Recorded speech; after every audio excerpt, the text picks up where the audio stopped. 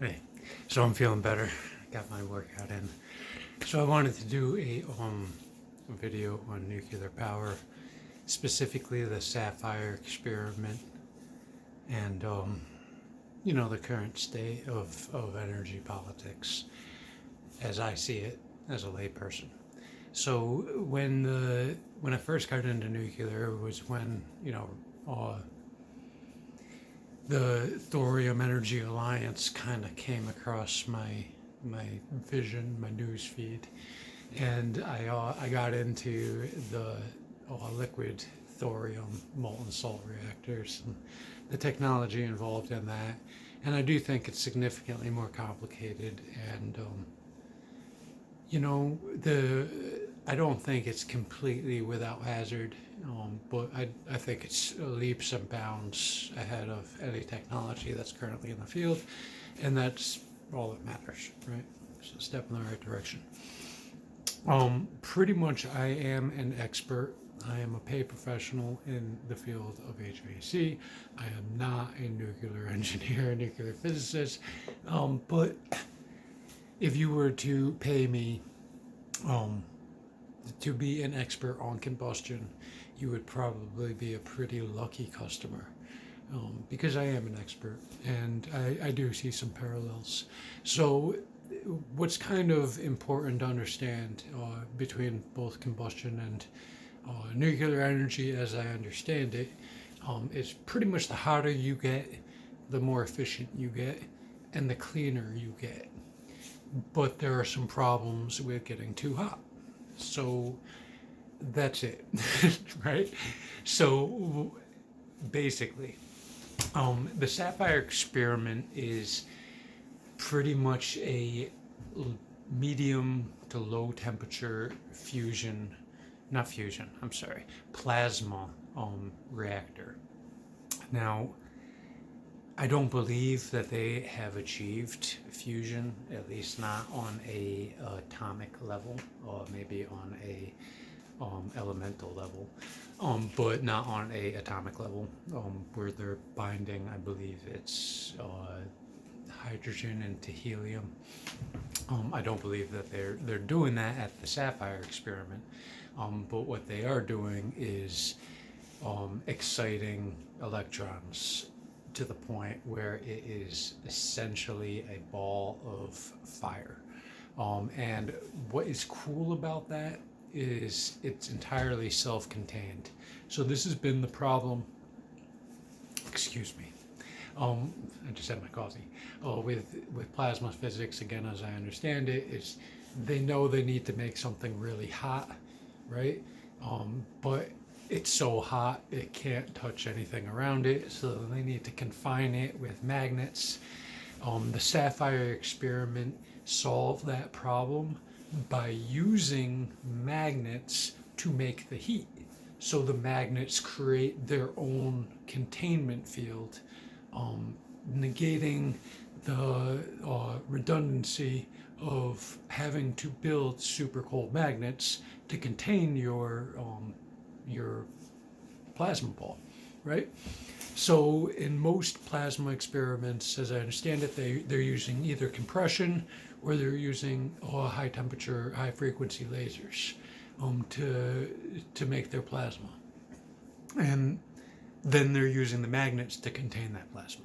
Sapphire experiment is using magnets to make the plasma, and as a consequence of that, it is self-contained by the magnets, right? But it's not hot enough. It's not hot enough to have a fusion reactor, but it's self-contained, and that's cool. Apparently, and this is kind of the wishy-washy stuff, is that there may be a harmonic related multiplier. So they might be power positive because they're hitting a resonant frequency of some metal or some element that is in their chamber, and because of that resonant frequency reaction, they're causing a reduction that might not have otherwise happened with just the pure energy input. I'm not sure. Their videos aren't super technical. Um, with the fusion reactors, they are significantly more technical and um, less successful, basically, right? So the assumption is that there's some missing element. How I see it from a layperson is you get this threshold, right? And as you pass from chemical energy to nuclear, there's like this huge multiplier in energy output. So there's this huge risk multiplier that goes with that energy multiplier. And when you pass from fission to fusion, there's also a huge energy multiplier. So there's this huge risk multiplier with that when that threshold is crossed as well.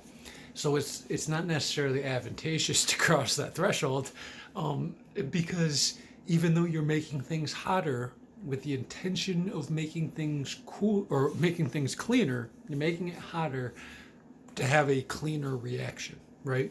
Less nuclear waste because you have a higher temperature plasma ball capable of creating fusion. So the problem is if you get to that temperature and you don't have it contained, then it's a potential to be an explosive. That's how nuclear bombs work. It's a fission reaction or triggers a fusion reaction, and that's boom, that's little boy, that's no joke. So then the question is, if we could turn Sapphire into a fusion reactor, what sort of safety requirements as far as magnetic upgrades would be required? In other words, if we were to take the existing Sapphire experiment and strap a giant compressor to it and maybe a laser and try to increase the temperature of their plasma ball, how many magnets would it take to boost their existing magnetic field, which is self-contained already? And is that possible? So that's what I was thinking about at the gym today. And what's kind of cool is when it first came out, they were like, oh, that's generation 4 nuclear. The military has generation 5, 6, 7, 8, 9. And I'm like, all right, it seems like a one-upsmanship. If you got it, show it, because we need it. And what are you bragging about? If you got so much and we need so much, then this is the time to put it on the table, because and now I'm kind of getting it, because you go from kind of a low temperature molten salt, which is significantly hotter than a light water reactor, and then you go to a hotter reactor with like a gas, and you start to deal with this change of state where you have like a solid fuel, and now you're going to a liquid fuel, and now we're talking about granted a pebble bed probably, but still a solid fuel and a 99.9% gas chamber. So you're dealing with higher temperatures and different states of existence, the solid, the liquid, the gas, the plasma. And then you get to the additional risk of, okay, now we have this super clean reactor design, but to get to that temperature, we have like this explosive risk. Is that going to be like, so right now, in my opinion, we got a bunch of Nancys who are quick to kick in your door with an AK, but scared to death of anything that, might upset the current power paradigm. Selective paranoia. If we were to engineer a fusion reactor that combined the elements of the Sapphire experiment with, really large compressors and, really big lasers that would make it a high temperature, high pressure situation, then would that explosive risk completely negate the fact that they've achieved fusion? Basically my question is, are the people who are so upset about nuclear energy potentially being dangerous never going to be happy? because even if you created the perfect fuel source, you've never eliminated risk. You've just shifted that risk from a solid fuel waste to an explosive potential. And I don't know if that's a improvement depending on how much space you have to store the waste. Right? So, and it's solid, so it's not like it's a immediate risk to the atmosphere. So the question then becomes like, what's the complaint? Like, we basically get it. You increase the energy and you decrease the waste, and that's good up until you have too much energy and then you have a bomb. And then that's a whole different problem. And we don't want a bomb, and we're okay with some waste. So let's just draw the line and start building these things, because I don't think fusion's out of reach. I just think it's going to create a different set of problems that the whiny people are just going to complain about in a different way. And we're going to keep burning oil because that's their primary objective, in my opinion. So that's it. Nuclear energy fusion, Sapphire, as I understand it.